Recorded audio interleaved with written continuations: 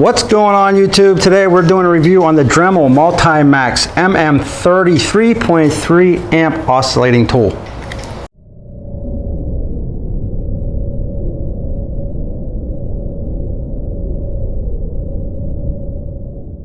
The oscillating tools, they are getting bigger and bigger in the world of tools, and you never think you need one until you actually need one. And I got to be honest with you, I have used this in many different occasions, and it's come in so handy. And I didn't really see that many video reviews on this tool, and it's been out for quite a few years now. I've had this for about 2 years now, and I've used it a lot. And when I went looking on the internet, I just couldn't find that many videos talking about this. So we're going to talk about the mm30. I'm going to show you some of the features of this, and I'm going to actually show you how this thing works. We're going to work on metal, we're going to work on wood, and some PVC. I'm going to show you the sanding disc and so on. But let's go over some of the features of this to start. So let's start talking about the build first. I can tell you straight out that this thing is built extremely well. I have dropped it on the concrete floor about 50 times, and it has lasted. I've never had to worry about anything busting off, chipping, or anything on this tool, and it just feels solid in your hand, and it got that really nice hard rubbery PVC plastic feel to it, right? So it's not all metal, but it is solid. It's a solid build. So I'm extremely happy about how well this thing is built and how well it's held up over the years. So not only is this thing built extremely well, it's extremely easy to use. And I'll show you these functions as we're using it, but I just want to show you real quick. This is your on and off. Very simple, on, off, right? This is your speed oscillation. So you're going to turn it down to go slower. You're going to turn it up to go faster. This gives you 10,000 to 25,000 oscillations per minute. So that's extremely fast. OPM. In case you didn't know what that stood for, well, now you know. What's nice about this tool here is you don't really need an Allen wrench, even though they give you one. You don't need an Allen wrench to take this off and change the blade. This little nut right here, you don't need a special wrench or anything other than the one that it already comes with, and it's built in. So you're just going to push this down here and slide that quick release out.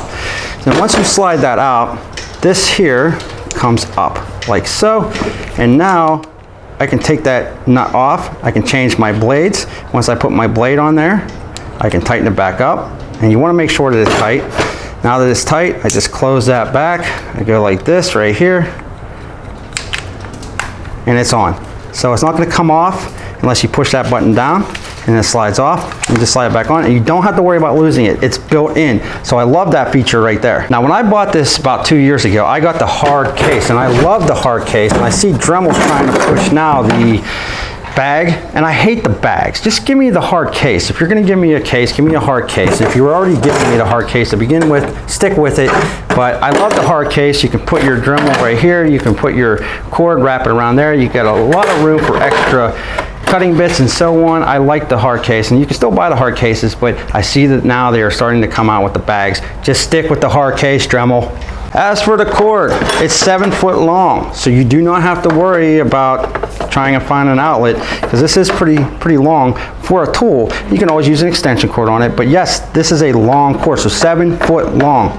So in my hands, you will get a few of these blades just to start you off. So you have your metal blades, you have your wooden drywall, you have a flush cut wood, you get a jab saw blade, and you're also going to get some sanding discs. So that's nice. But you can really buy a lot of different types of blades for this, and I'm not going to read every one off, but just to give you a few, you're going to have your sandpaper, you're going to have your wood metal cut blades, you're going to have jab saw, just like I talked to you about, drywall, you got grout removal, you got scraper blades, you got scraper flexible blades, you got diamond grit paper, carbide rasp blades. You get just a million different blades with this thing, and they're just so easy to put on, and they're really light, really thin. They're not that expensive. You can buy these in kits if you want. You can see I use this one quite a bit. It's worn down a little bit, but like I said, I've used it a lot. So we're going to actually show you some of these different blades. We're going to cut through some wood, we're going to cut through some metal and all that good stuff, but I'm going to show you right now on how to actually put these things in. All right, so we already showed you this here. You're just going to take off this quick release, and now I got to take this nut off. So let me open this up. Let's take this nut off. It's extremely simple to do. And you're going to have a washer with it, so you don't want to lose these here. So So there you go, that is your nuts. So now it is time to put the blade on. Let's go with a wood cutting blade. So right here is your wood cutting blade, wooden drywall, and you can see here that there's already pre-cut holes. So this is going to slide on just like so. What's nice about this here is that you don't actually have to always put it on front waist. You can actually put it on going to the side, right, if you needed to for hard to reach areas, but you just put it on just like that. And now all you're going to do is take that screw, that bolt, and put it right back in. Tighten her down, and I'm going to use my quick access wrench. I'm going to make sure it's tight because I don't want this to vibrate off. And I'm just going to put that back on. And that's all you have to do to take a blade off or change a blade out and secure one back on. All right, so before we start cutting, let's actually see how this thing works. Remember, there's really only two things you have to worry about, the on and off and the speed oscillation. So let's turn this on and I will turn it down. It's really not that loud, but if you're cutting metal, it will get a little louder. So that's low. And now we can adjust this. You can see how it oscillates very slowly. So if you want to be careful with something, if you're doing a very small cut that you got to be extremely careful with, you turn it down to a lower setting. So let's turn her up now.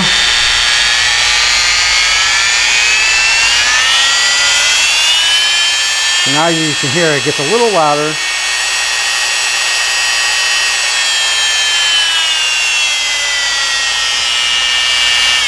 And that's all there is to it for turning this thing on and adjusting it. Extremely simple. So fast, 110, medium, 5, and then slow. You can go to 1. Just on and off. So that's it. That's how you operate this thing. So let's start doing some cutting here. So say I needed to make a small precision cut. Yes, you can do this on a bandsaw. You can do this maybe with a hacksaw. But if you had a small precision cut, you want to be able to get close to that wood and be able to handle it the way you need to handle it. The other thing is, what happens if this is attached to something? I just got this on a table, so yeah, this is free right now. I can pick it up and bring it to a bandsaw, but what happens if I have a bolt underneath a car that I just can't get out? With the screwdriver, there's a tight area and it's all rusted. Sometimes those are nightmares, so you would use something like this, but I just want to show you with the wood blade how easy it is to make a small cut. So I'm just going to notch this out.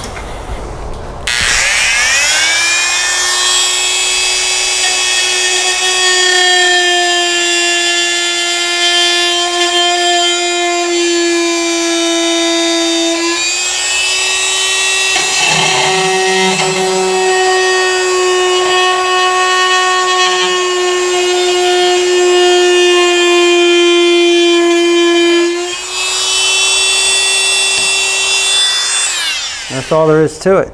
So now you got a nice little notch here. You were able to control it just by the hand, not have to worry about big machinery. If you don't have enough room in your garage for big machinery, this is perfect right here. So this is definitely going to help you. And I've used this a lot when I was working on my deck. You know, when I was working on the deck, I couldn't use, you know, a bandsaw. I couldn't use a hacksaw or, you know, anything like that, or even a sawzall. I needed something that can get into small corners, and this helped immensely. So there you go, and just let me take this off here. Once again, there's like a nice little clean notch taken out of that. So that was the wood, and what I'll do now is I'll just cut straight through this piece of wood, and I'll show you how well that actually works if you just wanted to chop something off. So let's do that now. All right, so let's just cut this straight down.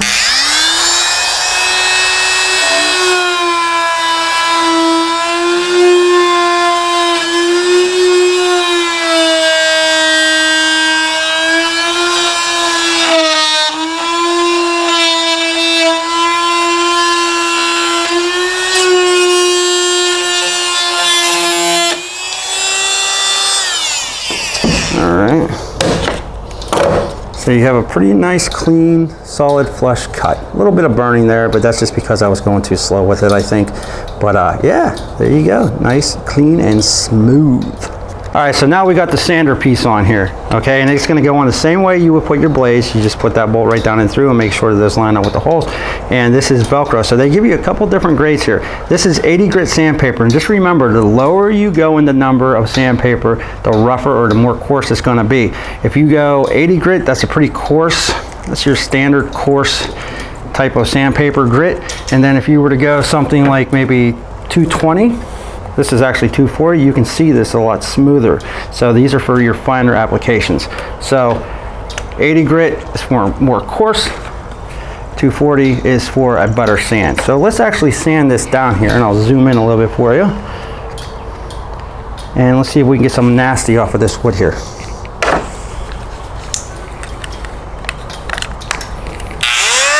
actually going to turn this down a little bit.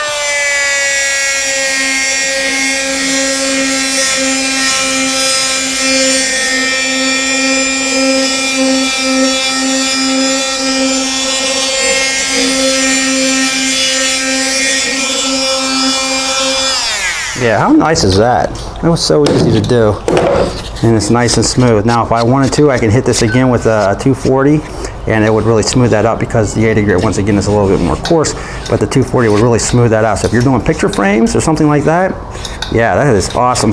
And it worked very well. So that is how you use the sandpaper attachment. All right, so now let's say you got a rusty screw underneath your car and you just can't get it out. We just replaced that blade, and we're going to put on a metal wood blade. It's a little bit heavier duty, and we're going to cut this bolt head or the screw head out. So let me make sure this is tight once again. Okay, we're good to go. Let's get this thing out of there.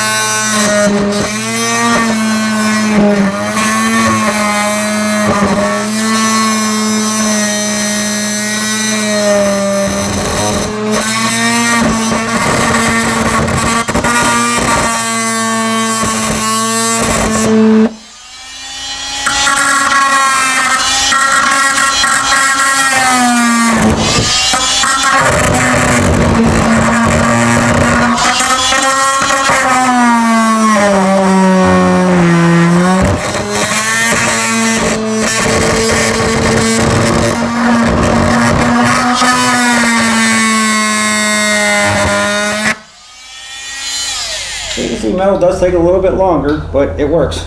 So you can get that nice flush fit. You can even clean it up a little bit if you want.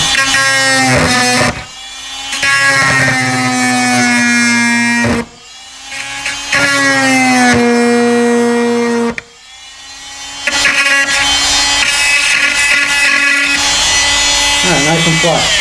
So it does take a little bit longer with metal, but guess what? I mean, it's an oscillating blade. It's going to be a lot easier to do that underneath the car with that than it is going to be with some type of saw. You're going to sit there and pound on it for an hour and a half, you know, or waiting for some type of penetrating oil to work. That's going to work for you. So nice, smooth, flush cut right now. We got to fix it up a little bit with that. But yeah, that's a wood and metal blade right there. So yes, you can remove metal. So one of the biggest questions I see asked about the Dremel is, can it cut through PVC? Yes, it can. Absolutely. It's extremely easy to cut through PVC and copper. And, you know, metal's a little tougher, but, you know, PVC, it goes through like a knife through butter. So I'm actually going to show you with the wood and metal blade how easy it is to cut through some PVC. Now, that being said, I had an extra rail that I put on my deck. Well, I didn't put it on my deck, that's why it's extra, but I'm going to cut through it now, and I'm going to let you see how easy it is.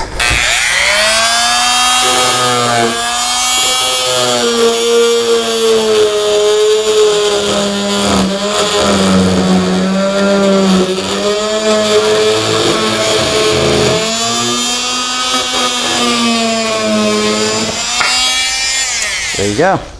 Extremely simple to cut through PVC, plastic of any kind. And now if you wanted to, and even though this is a pretty smooth cut, you can actually come over here and hit that with your sander bit, and it's extremely smooth. So yes, it does cut through PVC. So here are my thoughts, my closing thoughts on the Dremel. I love it. I absolutely love it. It is built like a tank, and I'm not just saying that. It is awesome the way this thing is built, and it just feels awesome in the hand. There is a little bit of vibration, but it's an oscillating tool, so you're gonna get that. That's common sense, right? You do get a couple different blades that come with the case. Dremel, please don't cheap out. Stick with the hard case. Don't go to the back. All right, the hard case is extremely nice, easy to close, and all that good stuff. So I like the hard case. I'm sure you can still buy that, but once again, I see them going with this bag thing that everybody else is going. Stick with the hard case. Other than that, extremely easy to use, on, off. your speed adjustment. It's just really simple. And as far as it goes with blade change, it literally only takes like 2 seconds to do that, and it has the built-in key, so you don't have to worry about losing that. I love it, and I'm telling you what, if you've never owned one of these before, I guarantee there's areas in the house or something that you're working on that you can use this on. This is one of those tools that you might not use every single day, but if you need it, you need it, and I guarantee it'll help you out. So review itself, if I were to give this a 1 to 5 star review, 1 being the worst, 5 being the best, it's simple. It's getting a 5 just because of everything I mentioned. I love this tool. Check it out. I will put a link at the bottom of this page. I got this at the Home Depot. And if you like this video, please thumbs up, subscribe, check us out at www.toolreviewzone.com, and I appreciate your time.